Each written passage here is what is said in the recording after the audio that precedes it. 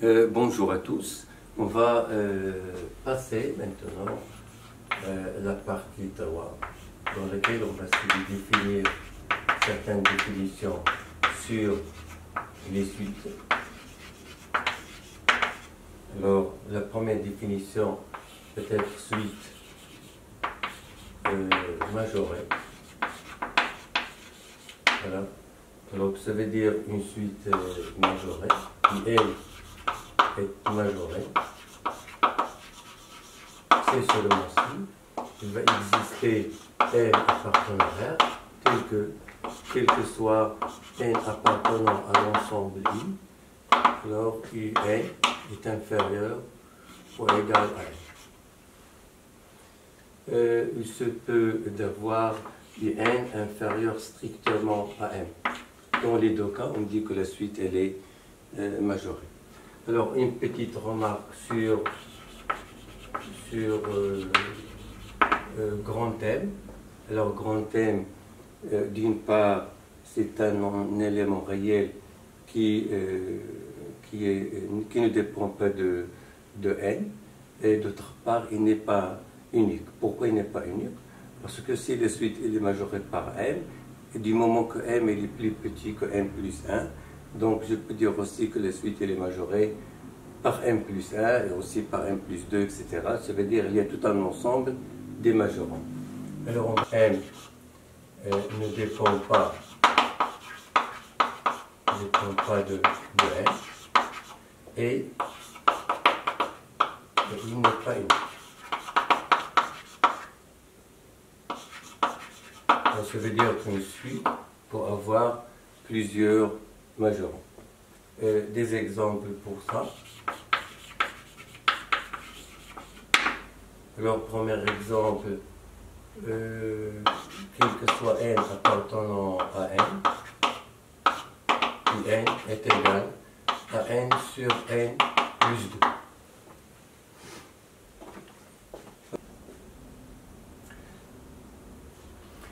2. Alors, pour chercher un majorant de la suite, on peut par exemple calculer les termes de la suite, voir comment ils se développent et on cherche à déterminer ou à remarquer un nombre qui va être plus grand que tous les termes de suite. Ou bien on peut par exemple remarquer une relation entre le numérateur et le dénominateur. On peut dire que n il est toujours plus petit que n plus 2. Et pourquoi? Parce que 0 est plus petit que 2. Donc si je pars du fait que 0 est plus petit que 2, je vais ajouter n aux deux termes négatifs, je vais obtenir n plus petit que n plus 2. Et pour avoir ce rapport-là, je vais diviser les deux termes par n plus 2. Donc n divisé par n plus 2 et va être plus petit que n plus 2 divisé par n plus 2 qui va être égal à 1. Donc voilà, j'ai obtenu une comparaison. D'après les définitions, le terme général de la suite qui est égal à n est plus petit que 1. Donc je peux dire par définition que un il est majoré par 1. Donc on a, quel que soit n appartenant à n il est plus petit que n plus 2. Ce qui entraîne que n divisé par n plus 2 il est plus petit que n plus 2 divisé par n plus 2, qui me donne un plus petit que 1. Et par définition, je vais dire que un est majoré, et plus précisément par 1.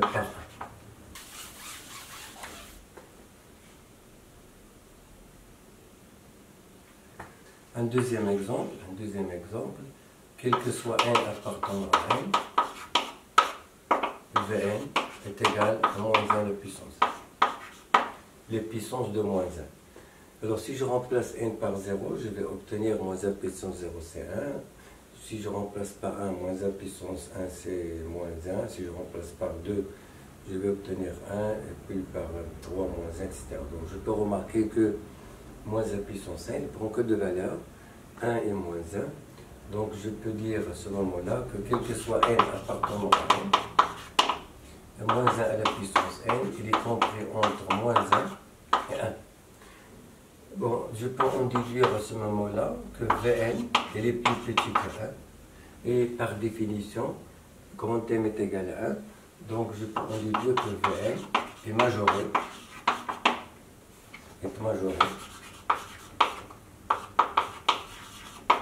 Par un troisième exemple, quel que soit n appartenant à n, je vais prendre Wn est égal à 2n carré. Donc, regardez bien, si je remplace n par 0, je vais obtenir 0. Si je remplace n par 1, je vais obtenir 2 fois 1 au carré, c'est 2. Si je remplace n par 2, je vais obtenir 8. Si je remplace par 3, 18, etc. Alors, je peux remarquer que les valeurs de Wn ont tendance d'augmenter, mais on peut remarquer qu'on ne peut pas trouver une valeur qui va être plus grande que toutes ces valeurs. Donc, on va dire que la suite n'est pas majeure. Wn n'est pas majeur. Et pour démontrer ça en général, on va essayer de procéder par la démonstration par absurde. C'est-à-dire que, supposons que Wn est majoré, voilà, alors il va exister un grand M appartenant à R, tel que quel que soit n appartenant à grand M, on va voir Wn il est plus petit ou égal à grand M. Bon, c'est-à-dire, quel que soit n appartenant à n, 2n au carré va être plus petit ou égal à n. Ce qui va entraîner en divisant par 2 que n carré est plus petit que m, et par passage à la racine, on va obtenir n est inférieur à la racine de grand M sur 2. Que ça veut dire cette inégalité qui est vraie quel que soit n appartenant à grand M? On a pu trouver un nombre réel qui va majorer tous les entiers naturels, et ça c'est absurde. Pourquoi? Parce que grand N, l'ensemble grand N n'est pas majoré. Voilà, donc montrer que grand N, l'ensemble grand N est majoré. Voilà. Et ceci c'est une absurdité. Ça veut dire absurde. Voilà, donc la supposition qu'on a fait n'est pas vraie. Ce qui est vrai, c'est au contraire. Donc, Wn n'est pas majoré. Voilà. On va passer maintenant à la deuxième définition, petit b, suite mineure. Alors, on va dire à peu près la même chose. Ça veut dire il y aura des petits changements tout simplement. Alors, In est minoré. Ça veut dire qu'il va exister maintenant un petit m appartenant à R, tel que quel que soit n appartenant à I, on va avoir I n elle est supérieure maintenant ou égale à petit m. Ici, de la même façon, on peut avoir I n supérieur strictement à m, et on dit en même temps que la suite elle est minorée par petit m. Ici, de la même façon, il faut que petit m ne dépend pas de n. On va faire cette remarque parce que c'est une remarque très intéressante. Alors, on va dire que m elle ne dépend pas de petit m et il n'est pas unique. Il n'est pas unique dans le sens voilà, que la suite peut avoir plusieurs minorants. Pourquoi? Parce que si la suite elle est minorée par petit m, et du moment que petit m est plus grand que m moins 1, donc à ce moment-là, par transitivité, on peut en déduire que n aussi il est plus grand que n-1, ça veut dire il est minoré par n-1, il est minoré par n-2, etc. Donc ça veut dire qu'il y a plusieurs minorants. Donc le minorant n'est pas unique. Et il ne dépend pas de n. Pourquoi parfois on peut commettre l'erreur suivante. On peut avoir une inégalité de la forme un plus grand que n, et parfois on peut dire que n il est minoré par n, c'est faux. Pourquoi le n il change? Quand je remplace n par 0, j'obtiens u0 plus grand que 0. Si je remplace par n, alors n est plus grand que 1. Si je remplace par 2, il est plus grand que 2. Regardez bien, la valeur de ce terme de droite, il change, donc c'est pas le même. Donc ce qui fait, on ne peut pas dire ici que la suite est minorée par n. C'est pour cela qu'on dit qu'il ne doit pas dépendre de n. On va donner de la même façon 3 exemples. 2 exemples pour une suite minorée et 2 exemples pour une suite qui n'est pas minorée. Donc pour le premier exemple, on va par exemple prendre le même exemple que précédemment. n est égal à n sur n plus 2. Alors ici, de la même façon, on peut remarquer, en calculant les termes de la suite, qu'il y a un élément qui va être plus petit que tous les termes. Voilà, par exemple, voilà, si je remplace n par 0, si je remplace n par 1, si je remplace n par 2, etc. Vous voyez bien, les nombres ont tendance d'être positifs, donc je peux dire que tous ces nombres vont être bien sûr plus grands que 0. Donc s'ils sont plus grands que 0, ça veut dire que la suite est minorée par 0. Donc pour le démontrer, on va dire que on a n, elle est supérieure ou égale à 0, donc ce qui va entraîner que n plus 2 elle est supérieure ou égale à 2, qui est à son tour plus grand, supérieur à 0.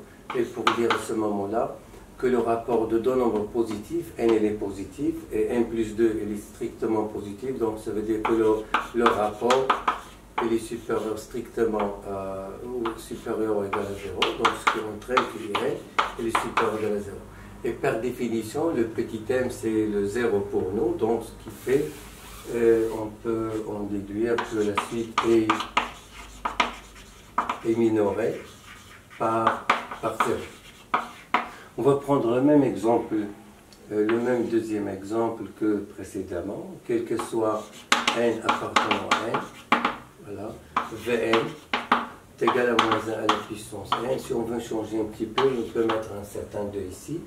Donc, du point de vue encadrement, on va dire que moins 1 à la puissance n, il est toujours entre moins 1 et 1, quel que soit n appartenant à n. Donc, si je multiplie par le 2, que je viens d'ajouter, je vais obtenir moins 2 est inférieur 2 fois moins 1 à la puissance n inférieur 2. La partie qui nous intéresse, c'est la partie de gauche. On va dire que moins 2 est inférieur à Vn. Et par définition, le m c'est moins 2. Donc on peut en déduire que Vn est minoré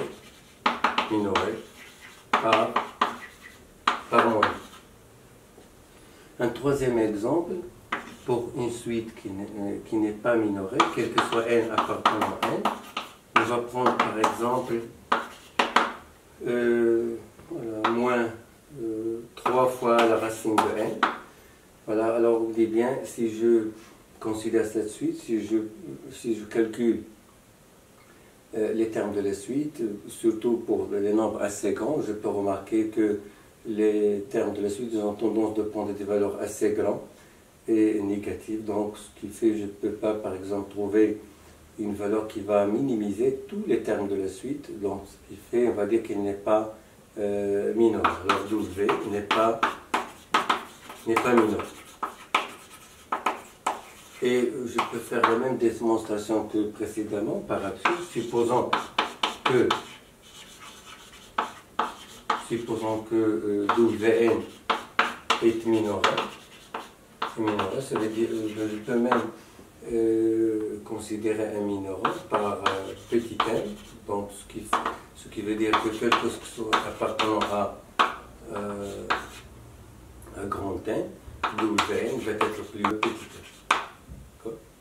C'est-à-dire que moins 3 racine de n va être plus grand que petit n, ce qui va entraîner, du moment que moins 3 racine de n il est négatif, donc petit n aussi il va être négatif, alors je vais diviser les deux termes de l'inégalité par moins 3 qui est négatif, donc je vais changer le signe de l'inégalité, supérieur va devenir inférieur d'une part, et d'autre part je vais passer par le carré, et du moment que les deux termes sont positifs, parce que moins m est négatif, donc moins m va devenir positif, celui-là positif, donc je vais obtenir n est inférieur à m au carré sur 9. Cette inégalité, il est vrai, quel que soit petit n appartenant au grand n, de la même façon, cette inégalité veut dire que grand n est un ensemble majoré, voilà, c'est une absurdité, absurde, donc qui fait la supposition qu'on a fait n'est pas vrai, et ce qui est vrai c'est son contraire, donc Wn n'est pas vrai.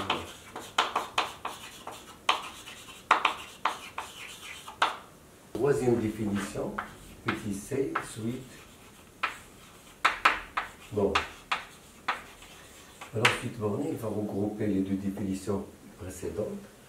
Ça veut dire que c'est une suite qui est à la fois majorée et minorée. Suite bornée. Ça veut dire que c'est une suite qui est à la fois majorée et minorée. Bon, ça veut dire qu'il va exister petit m appartenant à grand M, et en même temps il va exister grand M appartenant à grand M, et que quel que soit n appartenant à grand I, n va être comprise entre petit m et grand M. Et ici, de la même façon, on peut avoir les inégalités de façon stricte. Voilà. Dans les deux cas, on dit que la suite elle est bornée. Alors, on va donner des exemples pour ça. Des exemples. Voilà, on va donner de la même façon 3 exemples. 2 exemples pour une suite bornée et un exemple pour une suite qui n'est pas bornée. Le premier exemple, ça va être quel que soit n appartenant à un grand N. Alors, on peut donner l'exemple précédent. On peut le changer un petit peu. Par exemple, n plus 1 sur n plus 2. Voilà. Ici, on peut remarquer que du moment que n est positif, donc n plus 1 est positif, n plus 2 est positif, le rapport est positif, je peux dire que n est positif, ça veut dire que la suite est minorée par 0. Et d'autre part, je peux dire de la même façon que n plus 1 est plus petit que n plus 2. Je peux diviser les deux termes par n plus 2. Je peux avoir l'inégalité suivante. n plus 1 sur n plus 2 est plus petit que 1. Ça veut dire que n est plus petit que 1. Donc je peux dire à ce moment-là que quel que soit n appartenant à n, que n il est entre 0 et 1. Bon, ça veut dire que n est bon.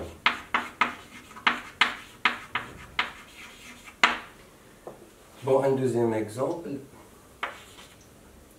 Quel que soit n appartenant à n, Vn est égal à moins a puissance 5. Je vais le changer un petit peu, je vais diviser par n. Voilà.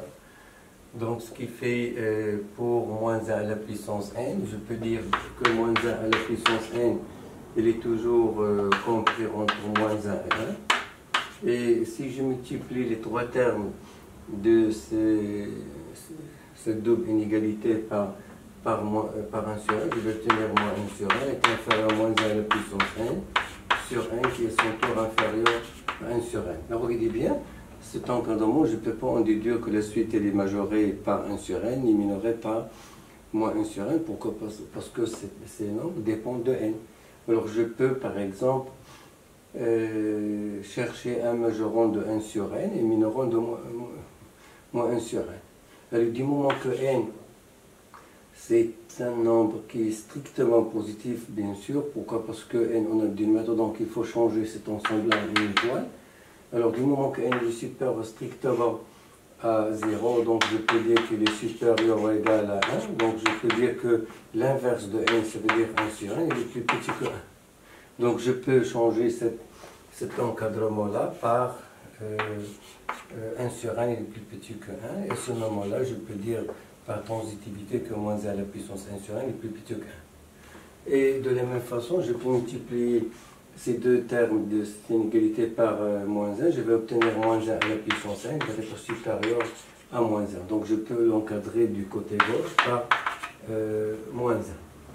Et à ce moment-là, je peux dire que moins 1 à la puissance 1 sur 1, qui est égal à Vn, il est entre moins 1 et 1, et ces deux nombres sont constants. Donc d'après les définitions, je peux dire que grand M c'est petit 1, et c'est 1, et petit m c'est moins 1, donc la suite elle est minorée par moins 1, il est majoré par 1, donc il est borné.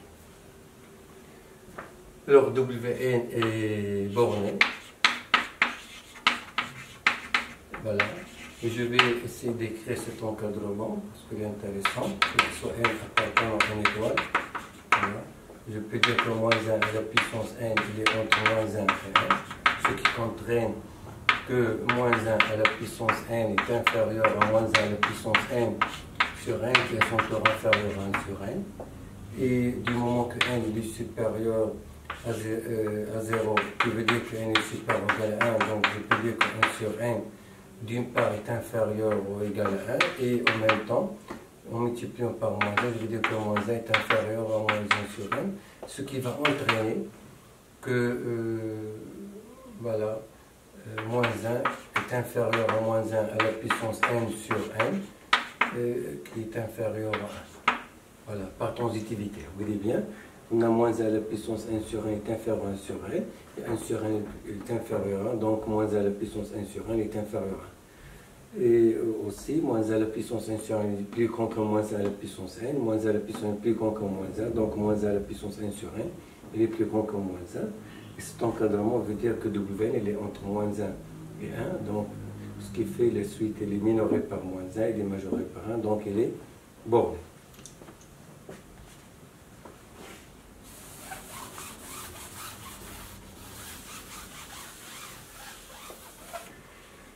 Un troisième exemple, pour une suite qui n'est pas bornée, quel que soit n appartenant à n, le Wn est égal à 3, par exemple, racine de n.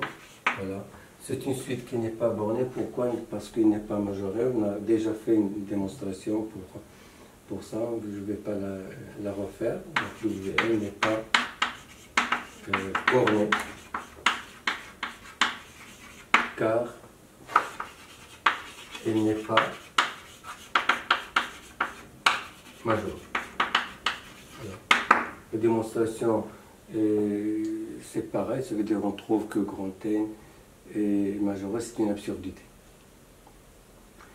Alors, on va essayer de donner une autre définition pour suite bornée, autre définition.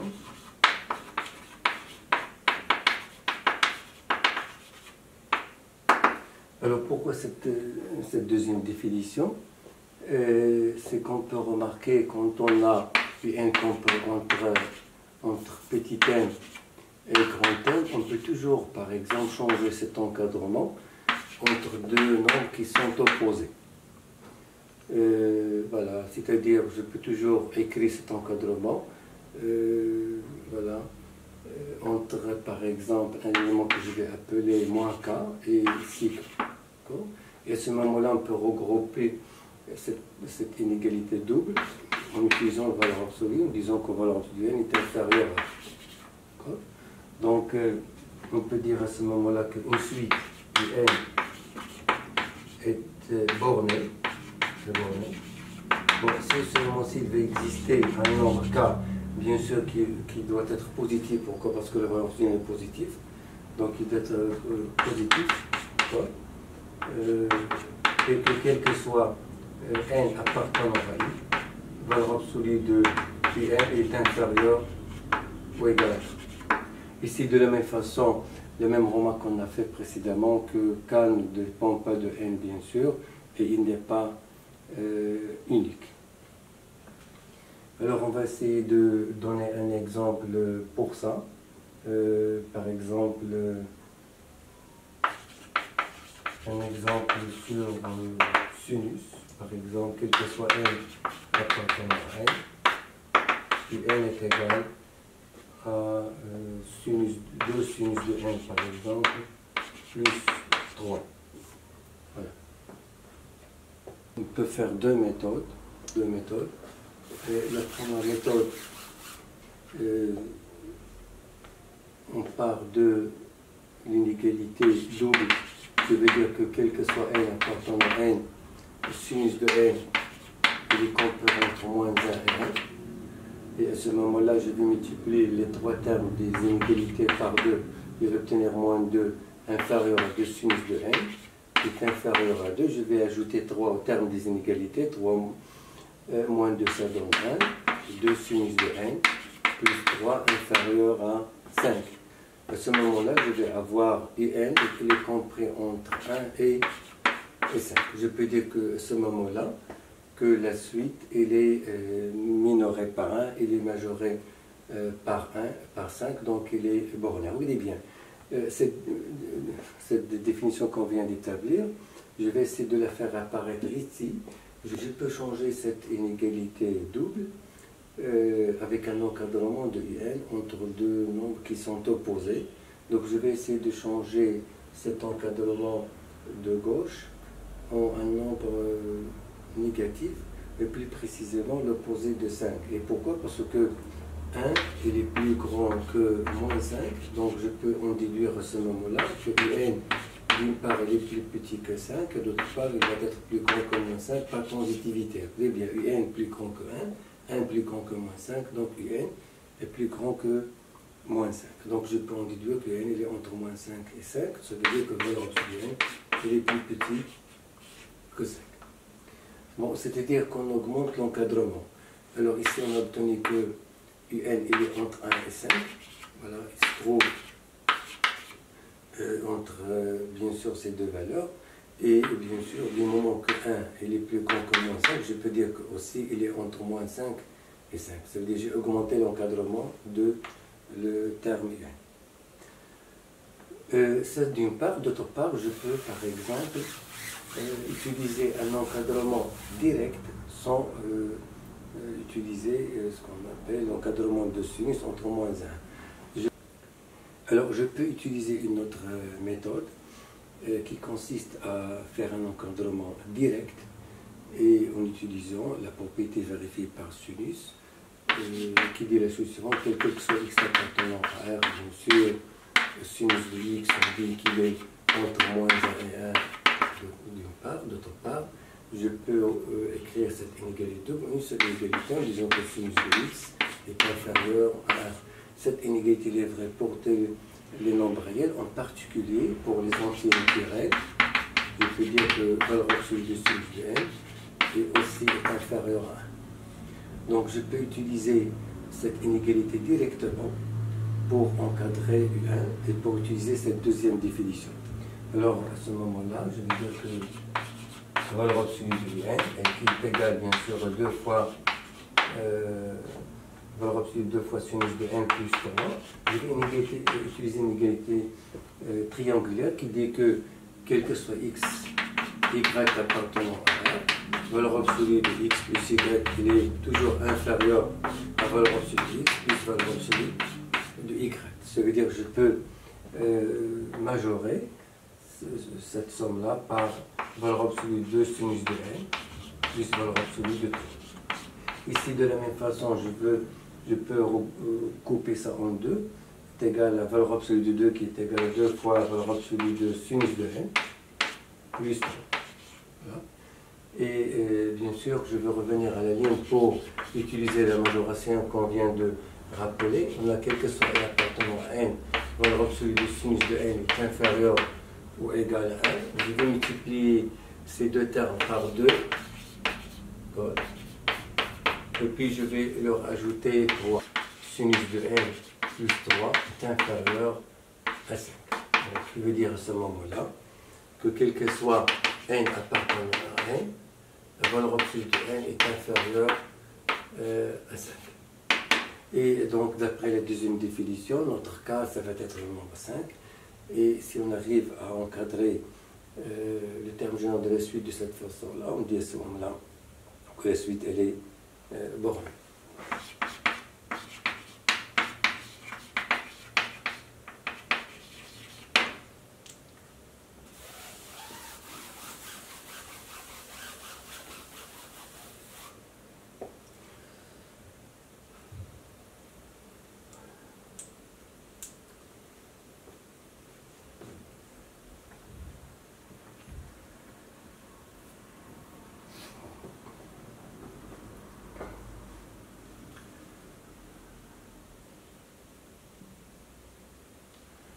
On va passer maintenant à les définitions suivantes. Suite positive. Alors, une suite positive et une positive. Ça veut dire que quel que soit n appartenant à i, n est supérieur à 0. Et on peut avoir un encadrement strict de la même façon. Alors, on peut donner plusieurs exemples de suites positives.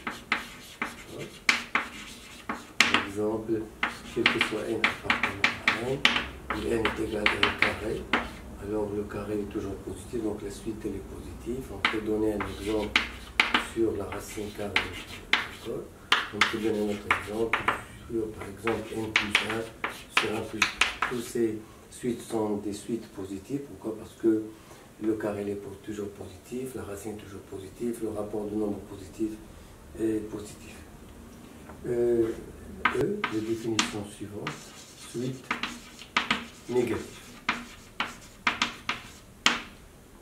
Alors, de la même façon, on dit que n est négatif, suite négative. C'est seulement si quel que soit n appartenant à i, n est plus petit que 0. Et de la même façon, on peut avoir n inférieur que 0. Alors, les exemples qu'on peut donner, voilà, par exemple, quel que soit n appartenant à n, voilà, je peux multiplier par exemple n carré par un nombre négatif, par exemple 2. Je peux par exemple multiplier une racine par un nombre négatif. Voilà, je peux par exemple multiplier un rapport de nombre positif par un moins, donc par exemple moins 1 sur n plus 1. Voilà. Notre définition, suite constante. On dit qu'une suite un est constante. Donc c'est seulement si quel que soit n appartenant à i, le terme n plus 1 est égal à 1. Bon, autrement dit, tous les termes sont égaux entre eux. Ça veut dire que quel que soit n appartenant à i, on peut dire que le terme général est égal au premier terme de la suite. Que je peux noter un 0, ça peut être u0, ça peut être u1. Autrement dit, je peux dire que quel que soit n appartenant à i, un est égal à une certaine valeur qui est a, qui est constante. Ça veut dire que a ne dépend pas de n. A constante. Alors des exemples pour ça, des exemples. Alors, par exemple, quel que soit n appartenant à n, un est égal à 2. Donc tous les termes de la suite sont égaux à 2. Ça veut dire, on dit que c'est une suite de valeur 2. C'est une suite constante de valeur 2.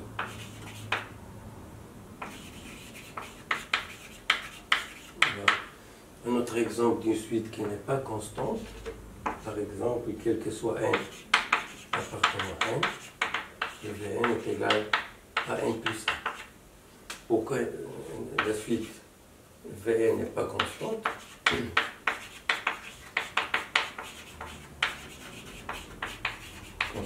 Car si je calcule par exemple V0, donc V0 bien sûr est égal à 0 plus 1, c'est-à-dire 1, qui va être différent de V1 qui est égal à 2. Donc ça veut dire que si j'ai deux termes d'une suite qui sont différents, je peux dire que la suite n'est pas suite constante.